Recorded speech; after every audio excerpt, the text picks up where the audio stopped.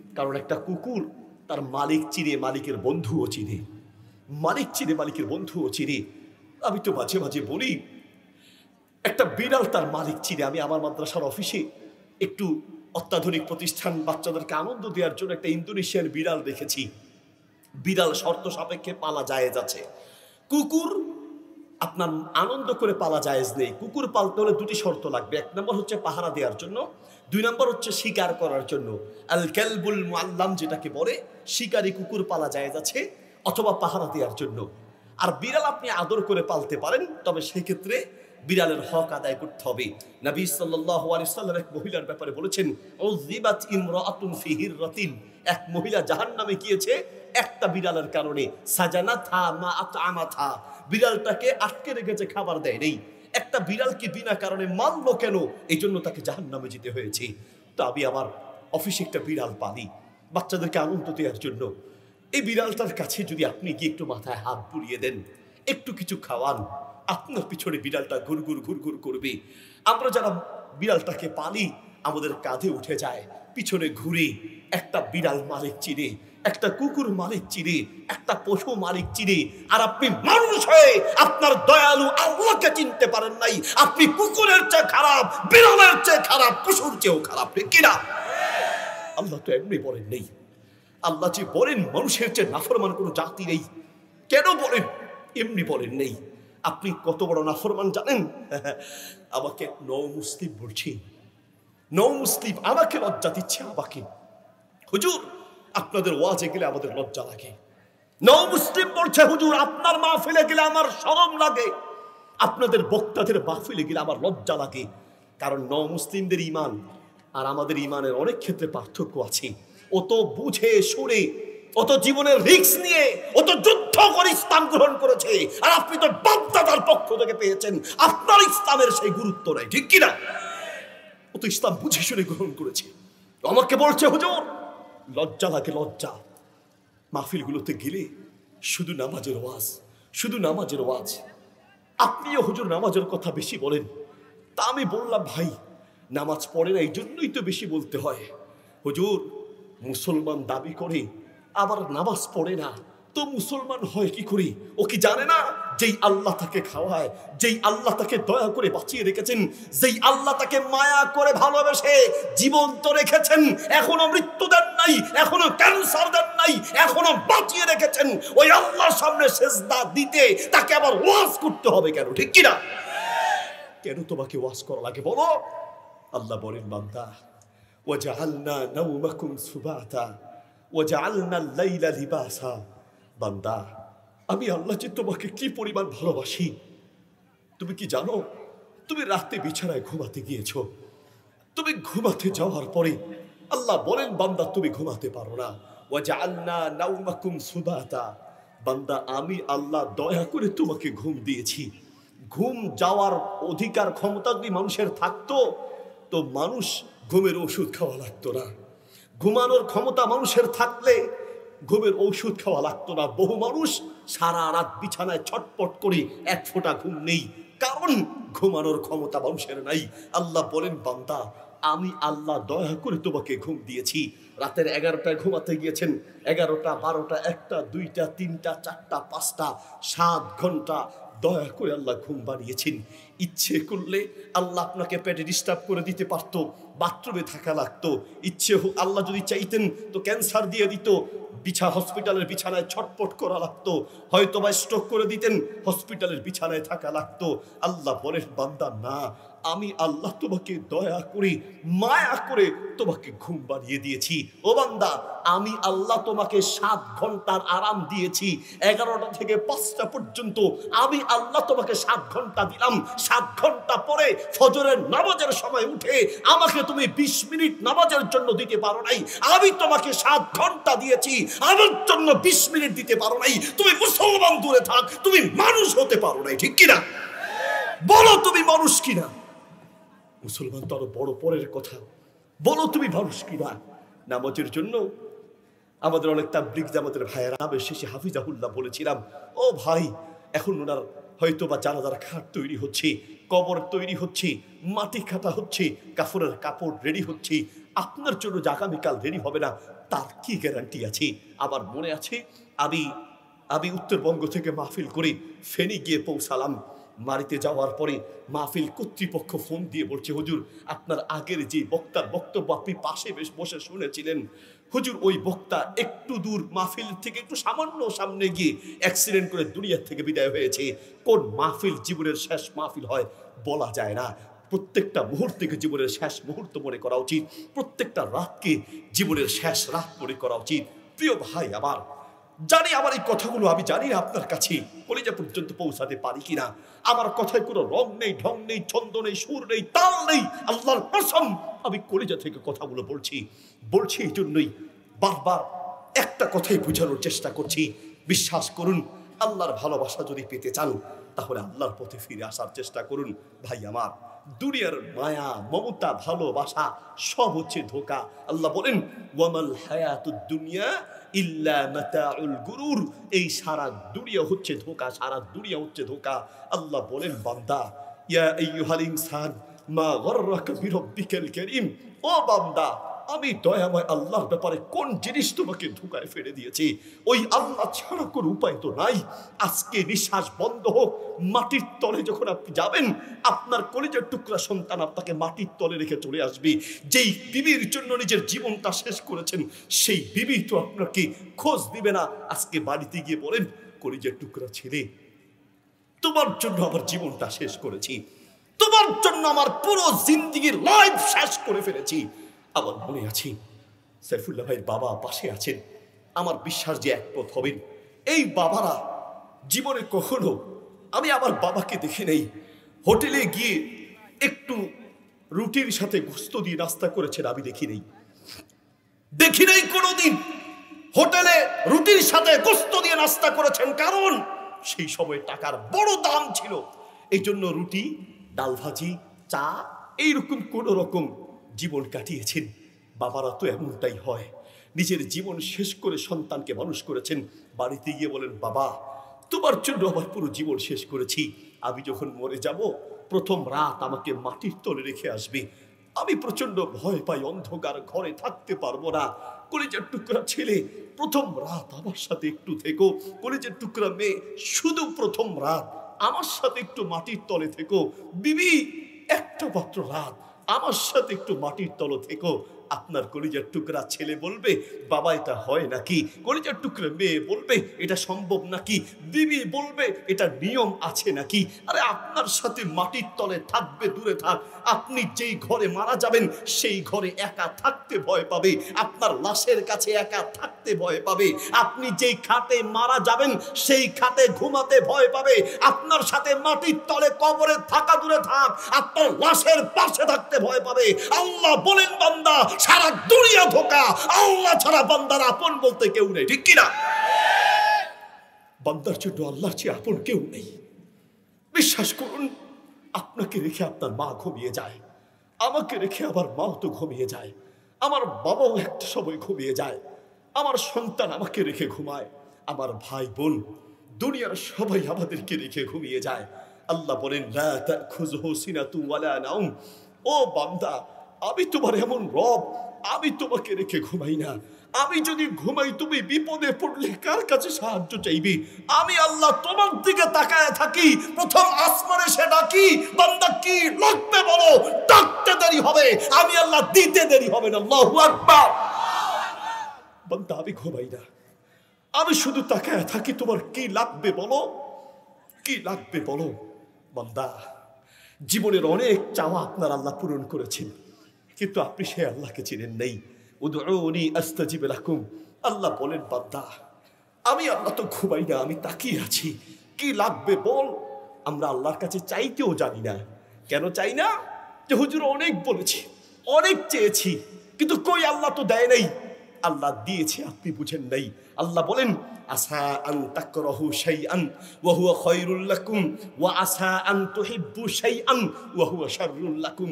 ও বান্দা, কখনো কখনো তুমি চেয়েছো, আমি দেই নাই। আমি যে দেই নাই, এই না দেয়ার মাঝে তোমার কল্যাণ আছে। আবার তুমি চাও নাই, আমি দিয়েছি, ওই দেয়ার মাঝেই কল্যাণ আছে, তুমি হয়তো বুঝো নাই। আমার মনে আছে, আমি ঢাকা মাহফিল করব, তো বাসের টিকিট কাটলাম। যেতে 10 মিনিট দেরি হয়ে যাচ্ছে, জ্যামে পড়লাম। জ্যামে পড়ে আল্লাহর কাছে আবেগের দোয়া করতে লাগলাম, মালিক 10টা মিনিট গাড়ি আটকায় রাখো, একটা চাকা ঠাস করে ফুটিয়ে দাও, তাহলে তো 10 মিনিট যায়। আল্লাহ 10টা মিনিট গাড়িটা আটকায় রাখো। যাওয়ার পরে দেখলাম গাড়ি চলে গেল, 10 মিনিট দেরি হয়ে গেল, টিকিট শেষ, টাকাও শেষ। পরের গাড়িতে উঠলাম। পরের গাড়িতে উঠে সিটের মধ্যে মাথা রেখে আল্লাহকে কেন যেন মনে মনে খুব খারাপ লাগলো। আল্লাহকে বলতে লাগলাম, রব, আমি তো এমন কোনো খারাপ কাজ করিনি যেই কারণে তুমি আমার চাওয়াটা ফিরিয়ে দিবে। তুমি তো আমার মালিক, তুমি যদি আমার চাওয়া না শুনো তো কার কাছে চাইবো? কেন তুমি আমার কথাটা রাখলে না? আমি এইভাবে দোয়া করেছি, একটা ভালো কাজে যাচ্ছি, আল্লাহ কেন তুমি আমার দোয়া কবুল করো নাই? মনটা খুব খারাপ, 2 চোখ বন্ধ করে সিটে মাথা রেখে শুয়ে আছি। কিছুক্ষণ পরে কুমিল্লা পর্যন্ত আসার পরে লোকেরা চিৎকার দিয়ে বলছে, এই যে আমাদের সেই আগের গাড়িটা, এটা আমাদের সেই আগের গাড়ি।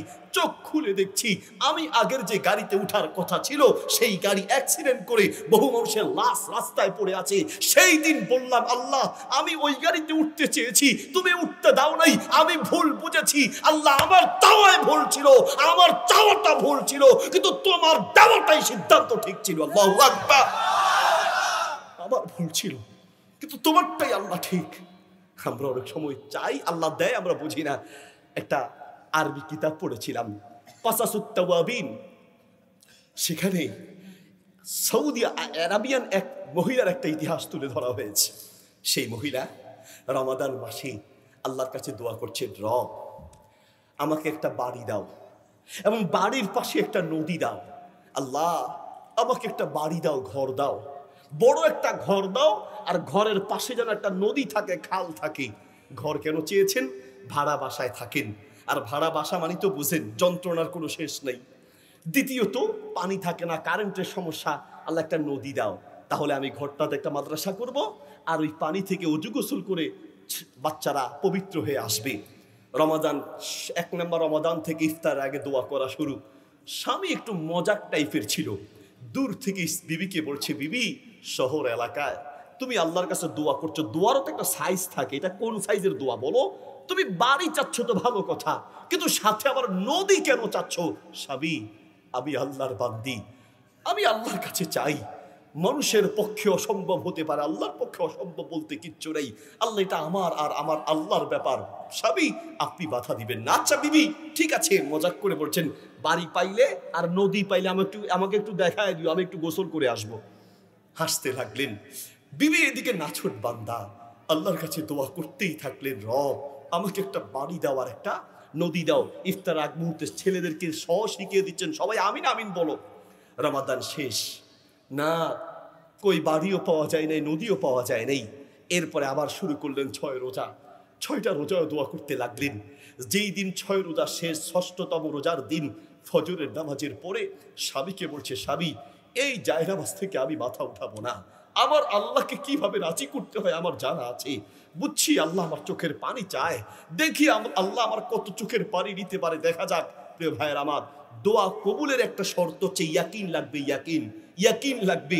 ইমাম বুখারী রাহিমাহুল্লাহর ব্যাপারে বর্ণিত আছে, জীবনের প্রথম দিকে তিনি অন্ধ হয়ে গিয়েছিলেন, তার মা ইয়াকিনের সাথে আল্লাহর কাছে দোয়া করলেন। ফাথুল বারিতে এসেছে, কোনো দিন দোয়া করতে গিয়ে এশারের নামাজের পর থেকে লাগাতার ফজর পর্যন্ত দোয়া করেছেন। আমরা আমাদের সন্তানদেরকে বড় বড় আলেম বানাতে চাই, এটা শেখ আহমদুল্লাহ হোক, চাই এটা আব্দুল হাই মোহাম্মদ সাইফুল্লাহ হোক, চাই এটা বাংলাদেশের বিখ্যাত আলেমে দ্বীন হোক, আমরা চাই ডক্টর আব্দুল্লাহ জাহাঙ্গীর রাহিমাহুল্লাহ হোক, আমার ছেলে ইমাম বুখারী হোক, ইমাম আবু হানিফা রাহিমাহুল্লাহর মতো হোক, চাই। কিন্তু চাওয়ার জন্য যে দোয়া করতে হয়, কয়দিন দোয়া করেছেন বলেন? হুজুর আমি আমার ছেলের জন্য 3 ঘন্টা দোয়া করেছি, 5 ঘন্টা দোয়া করেছি, 5 ঘন্টা মোবাইল টিপেছেন, ইতিহাস আছে, 5 ঘন্টা খেলা দেখেছেন, ইতিহাস আছে, 5 ঘন্টা সিনেমা দেখেছেন, ইতিহাস আছে, 5 ঘন্টা দোয়া করেছেন, ইতিহাস খুঁজে পাওয়া যাবে না, ঠিক কিনা? ইমাম বুখারী রাহিমাহুল্লাহর মা ইশারার পর থেকে ফজর পর্যন্ত দোয়া করতেন। একদিন দোয়া করতে করতে ঘুমিয়ে গেলেন। স্বপ্নে ইব্রাহিম আলাইহিস সালামের সুরতে ইব্রাহিম আলাইহিস সালাম এসে বললেন, ইয়া হাদিহি কুবি কদ রাদ্দাল্লাহু বাসারা ইবনিক, যাও হে মহিলা মাথা উঠাও, তোমার সন্তানের চোখ আল্লাহ ফিরিয়ে দিয়েছেন। ঘুম থেকে উঠে দৌড় দিয়ে কলিজার টুকরা ছেলেকে জিজ্ঞেস করছে, বাবা চোখ খুলো দেখো কিনা। ছেলে বলছে, মা আমি তো আগের মতো আবার সব দেখতে পাচ্ছি। পৃথিবীতে ঔষধ দিয়ে যা অসম্ভব হয়, ডাক্তার দিয়ে অসম্ভব হতে পারে, হসপিটাল ফেল মারতে পারে, ঔষধ অকেজো হয়ে যেতে পারে, ডাক্তার অকেজো হয়ে যেতে পারে। যেখানে পৃথিবীর শক্তি সামর্থ্য শেষ হয়ে যায়, সেখানেও দোয়ার শক্তি ঠিক থাকে, ঠিক কিনা? দোয়ার মাধ্যমে সম্ভব। প্রিয় ভাইয়ের, আবার বলতে চাচ্ছিলাম, সেই মহিলা দোয়া করতে লাগলেন, আল্লাহ স্বামী আজকে শেষ দিন, আমি রান্না বান্না করবো না, আপনার ব্যবস্থা আপনি করেন। ছেলেদেরকে বললো আপনাদের ব্যবস্থা, তোমাদের ব্যবস্থা তোমরা করো। দোয়া করতে লাগলেন লাগাতার জোহর পর্যন্ত।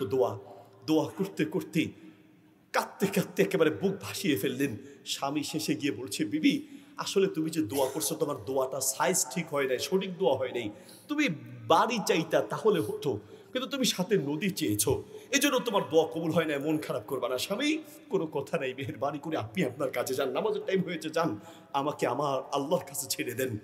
স্বামী এই কথা বলে চলে গেলেন মসজিদে, জোহরের নামাজে দাঁড়ালেন। বিবির কান্না দেখে স্বামীও নামাজের মধ্যে কাঁদতে থাকলেন। নামাজে কাঁদতে কাঁদতে ফরজ পড়লেন, সুন্নত পড়লেন, নফল পড়লেন, এরপরে দোয়া করে আস্তে ধীরে বের হলেন। বের হওয়ার সময় দেখলেন গেটের সামনে এক লোক দাঁড়িয়ে আছে, গাড়ি নিয়ে এসে দাঁড়িয়ে আছে। লোকটা বের হয়ে জিজ্ঞেস করছেন, ভাই, যিনি দাঁড়িয়ে আছেন তিনি বলছেন, ভাই আপনার কাছে একটা প্রস্তাব নিয়ে আমি নিয়ত করে প্ল্যান করে সেখানে দাঁড়িয়েছি। কি প্রস্তাব ভাই? ভাই আমার এই যে বাড়িটা দেখছেন, বিশাল এই বাড়ি, এখানে আমার মা আর বাবা থাকে, আমি বাহিরে থাকি। তো আমার মা বাবাকে দেখার জন্য কোনো একটা প্রতিবেশী নাই। আমি নিয়ত করেছি একটা দিনদার মুত্তাকি ফরজগার প্রতিবেশী যদি পাই, তো তাদেরকে আমার বাসায় থাকার ব্যবস্থা করে দিব। আর আমি দেখলাম নামাজে আপনি খুব কান্না করেছেন, আমার দৃষ্টিতে আপনি দিনদার মুত্তাকি ফরজগার মানুষ, আমি চাই এই বাড়িটা আপনাকে দিতে। আরে ভাই আপনার মাথা ঠিক আছে? আমি গরিব মানুষ, ছোট্ট বাসার ভাড়াই দিতে পারি না, এত বড় বাসার ভাড়া দিব কি করে? বলছে ভাড়া তো দিতে হবে না, আমি অর্ধেক আপনার নামে রেজিস্ট্রি করে দিতে চাই। ভাই কেন মজাক করেন? ভাড়া দিয়ে থাকতে পারি না, আবার এত টাকা দিয়ে কিনবো কি করে? আর কেনার টাকা তো লাগবে না, আপনার মতো ভালো মানুষকে বাড়িটা লিখে দিয়ে আমার মা বাবার প্রতিবেশী বানাতে পারলে আমি আল্লাহর কাছেও সন্তুষ্টি পাবো, মা বাবার সন্তুষ্ট পাবো। আপনার মতো লোক আমার দরকার। আল্লাহু আকবার। বলছে ভাই আল্লাহর ওয়াস্তে একটু দাঁড়ান, একটু আপনি দাঁড়ান, আমি একটু বাসায় যাই। বিবি কি বিবি তোমার দোয়া কবুল হয়েছে। কি বলো আবার দোয়া কবুল হয়েছে? মানে কি মস্কারি করো? না না বিবি চলো। গেলেন, গিয়ে দলিল করলেন, বাড়িতে ঢুকলেন, ঢুকে মহিলার আবার কান্না। স্বামী বলছে, বিবি এটা কি খুশির কান্না, শুকরিয়ার কান্না, নাকি অভিযোগের কান্না? স্বামী আমার দোয়া কবুল হয় নাই। এই যে মহিলার জাত হলো, রাগ করে বলছি, বড়ই অকৃতজ্ঞ। তোমার দোয়া কবুল না হলে 1 টাকা তুমি দাও নাই, এত বিশাল বাড়ি পেয়ে গেলে, আবার একেবারে রেজিস্ট্রি করে তুমি বলছো তোমার দোয়া কবুল হয় নাই, তো বাড়ি পেয়েছো কি করে? স্বামী আমি তো বলেছিলাম এমন একটা বাড়ি, সেই বাড়ির সামনে যেন নদী থাকে। বাড়ি তো পেলাম, নদী তো নাই। আল্লাহ তো দিলে পুরোটাই দিবেন, অর্ধেক দিতে পারেন না। আল্লাহ আমার দোয়া কবুল করে নাই, বাড়িটা হয়তো আপনার দোয়া, কেন আল্লাহ আমার দোয়া কবুল করে নাই? আবার সেজদায় পড়ে কান্না। স্বামী আবার বিপদে। বিবিকে নিয়ে তো এবার মহা বিপদ। আচ্ছা বিবি ঠিক আছে, তাহলে চলো আমরা একজন বড় আলেমের কাছে যাই। চলে গেলেন একটা আলেমের কাছে। ভাই আমার এই বিবিকে একটু বুঝান, আমার বিবি দোয়া করেছে, দোয়া কবুলও হয়েছে, কিন্তু সে বুঝতে পারছে না। বোন আপনি বলেন কি সমস্যা? হুজুর বিশ্বাস করেন আমি আবার আল্লাহর কাছে দোয়া করেছি, 2টি দোয়া করেছি, একসাথে 2টি দোয়া। বাড়ি থাকবে, বাড়ির সামনে একটা নদী থাকবে, তো আল্লাহ দিলে তো 2টোই দিবে, একটা দিলেন আর একটা দিবেন না, এটা কি হতে পারে নাকি হুজুর? তো আপনি কি চেয়েছেন? চেয়েছি একটা বাড়ি। কেন চেয়েছেন? বড় বাড়ি চেয়েছি, আমি থাকবো আর মাদ্রাসার ব্যবস্থা করব। সামনে কি চেয়েছেন? নদী চেয়েছি। কেন? নদীতে বাচ্চারা গিয়ে পবিত্র হয়ে আসবে, একটু ওযু গোসল করে পবিত্র হয়ে আসবে। তো বাড়ির সামনে নদী নেই? না না নদী নেই, কি আছে? একটা মসজিদ আছে। হুজুর হেসে দিয়ে বললেন, মহিলা তোমার দোয়া আল্লাহর কাছে কবুল হয়েছে। হুজুর আপনিও মজাক করছেন? আরে না না না, তোমার দোয়া 100% কবুল হয়েছে। শোনো, তুমি চেয়েছো নদী, উদ্দেশ্য কি? সেই নদীতে গোসল করে পবিত্র হয়ে আসবে, ওযু করে পবিত্র হয়ে আসবে। নবী সাল্লাল্লাহু আলাইহি ওয়াসাল্লাম বলেছেন, যার বাড়ির সামনে একটা মসজিদ থাকবে, আর ওই মসজিদে যদি কেউ দৈনিক 5 ওয়াক্ত নামাজ পড়ে, একটা নদী থাকলে কারো বাড়ির সামনে, ওই নদীতে 5 বার গোসল করলে যেমন তার শরীর পবিত্র হয়ে যায়, আল্লাহর নবী ঠিক এই উদাহরণ দিয়ে বলেছেন, কারো বাড়ির সামনে সামনে একটা মসজিদ থাকলে ওই মসজিদে 5 ওয়াক্ত নামাজ পড়লে তার শরীর সমস্ত গুনাহ থেকে পবিত্র হয়ে যাবে। মহিলা, তুমি চেয়েছো শুধু শরীর পবিত্র হওয়ার জন্য নদী, আর আল্লাহ তার চেয়ে বড় নদী দিয়েছেন, তোমার পূর্ণ আত্মা পবিত্র হয়ে যাবে। আল্লাহু আকবার। তোমার দোয়া কবুল হয়েছে, হয়তো তুমি বুঝো নাই। ভাইয়ের আবার অনেক সময় আল্লাহ আমাদেরকে এইভাবে দয়া করেন, কিন্তু আল্লাহর দয়াগুলো আমরা বুঝতে পারি না। যদি সত্যিকার অর্থে বুঝতে পারতাম তাহলে কলিজা ফেটে কান্না বের হতো। মালিক, তোমার দয়ার কোনো বিনিময় দেওয়া সম্ভব নয়। নাম্বার 1, আল্লাহর প্রতি ভালোবাসা লাগবে। নবী সাল্লাল্লাহু আলাইহি ওয়াসাল্লামের কাছে এক সাহাবী এসে বলছেন, মাতা সাহাতু ইয়া রাসূলুল্লাহ। বুখারী শরীফের হাদিস, হাদিস সহিহুল জামি কিতাবে আছে, মুসনাদ আহমদে আছে, আত-তারগিব ওয়াত তারহিব কিতাবে আছে, মিশকাতে আছে। মাতা সাহাতু ইয়া রাসূলুল্লাহ, কোন দিন কিয়ামত হবে, কোন দিন কিয়ামত হবে? আল্লাহর নবী সাল্লাল্লাহু আলাইহি ওয়াসাল্লাম বললেন, মা আ'দাত্তা লাহা। সাহাবী, সেই কিয়ামতের জন্য কি প্রস্তুতি নিয়েছো যে কিয়ামতের কথা জিজ্ঞেস করছো, কিয়ামতের খবর নিয়ে নিচ্ছ? ইয়া রাসূলুল্লাহ, মা আ'দাত্তু লাহা, আমি সেই কিয়ামতের জন্য বেশি আমল রাখতে পারি নাই, তবে একটা আমল রেখেছি, ইন্নী উহিব্বুল্লাহ ওয়া রাসূলাহু, আমি আমার এই কলিজায় আল্লাহ তার নবীর ভালোবাসা রেখেছি। আল্লাহু আকবার। আল্লাহ তার নবীর ভালোবাসা আছে। আল্লাহ নবী বললেন, আনতা মা'a মান আহবাবতা, তুমি যাকে ভালোবাসো কিয়ামতের মাঠে তার সাথেই থাকতে পারবে। আনাস রাদিয়াল্লাহু আনহু বলেন, এই হাদিস শোনার পরে সেই দিন আমরা যে আনন্দিত হয়েছি ইসলাম গ্রহণ করার পরে, এর চেয়ে আনন্দ আর কিচ্ছু পাই নাই। কারণ আল্লাহর নবীর সাথে জান্নাতে থাকতে পারবো, এর চেয়ে নিয়ামত আর কি হতে পারে? আল্লাহু আকবার। আমি আলেম আছেন, এই জন্য কথাগুলো বলছি। একটা আরবি মুকালাবার বই পড়েছিলাম, আরবি। মাঝে মাঝে এক একটা ছোট্ট কথা এমন এমন আলেমদের মুখ দিয়ে বের হয়, কলিজায় গেঁথে থাকার মতো। এক আলেমকে এক সাধারণ লোক প্রশ্ন করছে, সিফ লিয়াল জান্নাহ, সিফ লিয়াল জান্নাহ, আমাকে জান্নাতের এমন একটা নিয়ামতের কথা বলেন যেই নিয়ামতের কথা শুনলে আমি জান্নাতের জন্য পাগল হয়ে যাব, জান্নাতে যাওয়ার জন্য আমার আগ্রহ বেড়ে যাবে, এমন একটা নিয়ামতের কথা বলেন। তখন সেই আলেম একেবারে এক কথায় একটা উত্তর দিলেন, আপনার চোখের পানি এসে যাওয়ার মতো এক কথায় উত্তর দিলেন, ফিহা রাসূলুল্লাহ, সেই জান্নাতের বড় একটা নিয়ামত হচ্ছে সেই জান্নাতে আল্লাহর নবীকে খুঁজে পাওয়া যাবে। আল্লাহু আকবার। আর কি লাগে, আর কি লাগে বলো? সেই জান্নাতে আল্লাহর নবীকে পাওয়া যাবে। বেলাল রাদিয়াল্লাহু আনহু মৃত্যু শয্যায় শায়িত, দুনিয়া থেকে বিদায় হয়ে যাবেন। মৃত্যু শয্যায় শায়িত অবস্থায় তিনি হাসছেন, মুস্কি হাসছেন, ইবতাসামা, মুস্কি মুস্কি হাসছেন। আর তার বিবি পাশে বসে তাবকি বুকাআন শাদীদান, খুব প্রচন্ড কাঁদতে লাগলেন। বেলাল রাদিয়াল্লাহু আনহু বলছেন, ইয়া হাদিহি লিমা তাবকিনা, এই মহিলা কাঁদছো কেন, কান্নার কি হয়েছে? বলছে, কাঁদবো না, আপনি আমাদেরকে রেখে চলে যাচ্ছেন, তো আপনি মাটির তলে একা থাকবেন, তো আপনার জন্য তো কান্না আসবেই। আর স্বামী আপনি হাসছেন। বেলাল রাদিয়াল্লাহু আনহু বলছেন, শোনো, তুমি কাঁদছো আর আমার অন্তরে আনন্দের জোয়ার চলছে। স্বামী মৃত্যুর সময় কেউ হাসে? আরে বিবি, তুমি তো বুঝো নাই, না হেসে কি করবো? শোনো, আমার অন্তরে আনন্দের জোয়ার চলছে। আমি তোমাদেরকে হারাবো ঠিক আছে, তবে নালকা মুহাম্মাদান ওয়া আসহাবাহু, আমি মরলেই তো পরে, মাটির তলে গেলেই তো পরে আমার কলিজার টুকরা প্রিয় নবী আর তার সাহাবীদেরকে খুঁজে পাবো। আল্লাহু আকবার। আমি তো নবীকে আর তার সাহাবীদেরকে খুঁজে পাবো। ও ভাই আমার, এবার বলুন, আপনার অন্তরে কার ভালোবাসা আছে? ভালোবাসা কাকে বলে বুঝেন? নবী সাল্লাল্লাহু আলাইহি ওয়াসাল্লাম হিজরতে যাবেন, মদিনায় যাবেন, মক্কার মুশরিকদের নির্যাতন আর থাকতে পারছে না। তো আবু বকর রাদিয়াল্লাহু আনহুর কাছে গিয়ে সব সময় আল্লাহ রাসূল যেতেন সকালে অথবা রাতে, কিন্তু একদিন হঠাৎ করে দুপুরে গেলেন। দুপুরে যেতে দেখেই আবু বকর রাদিয়াল্লাহু আনহু বুঝলেন যে নিশ্চয়ই কোনো গুরুত্বপূর্ণ খবর আছে। সাথে সাথে জিজ্ঞেস করলেন, ইয়া রাসূলুল্লাহ, আপনি কি বিষয় নিয়ে এসেছেন? নিশ্চিত আজকে কোনো গুরুত্বপূর্ণ বিষয় আছে। আল্লাহর নবী সাল্লাল্লাহু আলাইহি ওয়াসাল্লাম বললেন, আবু বকর, আল্লাহ আমাকে নির্দেশ দিয়েছেন আমি যেন মক্কা ছেড়ে মদিনায় হিজরতে যাই, আদেশ দিয়েছেন। ইয়া রাসূলুল্লাহ, আপনার সাথে কি আমাকে নেওয়া যাবে? রাসূল সাল্লাল্লাহু আলাইহি ওয়াসাল্লাম বললেন, আবু বকর, তুমিও আমার হিজরতের সাথী হবে, আমার সাথে তোমাকেও হয়ে যাব। আবু বকর রাদিয়াল্লাহু আনহু সেই দিন খুশিতে চোখের পানি ছেড়ে দিলেন। আয়েশা রাদিয়াল্লাহু আনহা বলেন, মানুষ যে খুশিতে কাঁদতে পারে, আমি সেই দিন বুঝতাম আল্লাহর নবীর সাথে হিজরতে যাবে জীবন মৃত্যুর ব্যাপার, কিন্তু তিনি খুশিতে কান্নাই করে দিলেন। আল্লাহু আকবার। কাকে বলে ভালোবাসা। নবী সাল্লাল্লাহু আলাইহি ওয়াসাল্লাম মক্কা থেকে হিজরত করে মদিনায় যাবেন। মদিনায় খবর ছড়িয়ে পড়লো যে আল্লাহ নবী আসবেন।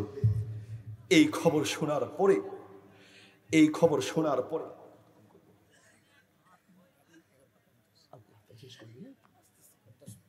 আচ্ছা, মাশাআল্লাহ, প্রিয় ভাইয়ের আমার, মক্কা থেকে হিজরত করে মদিনায় যাবেন।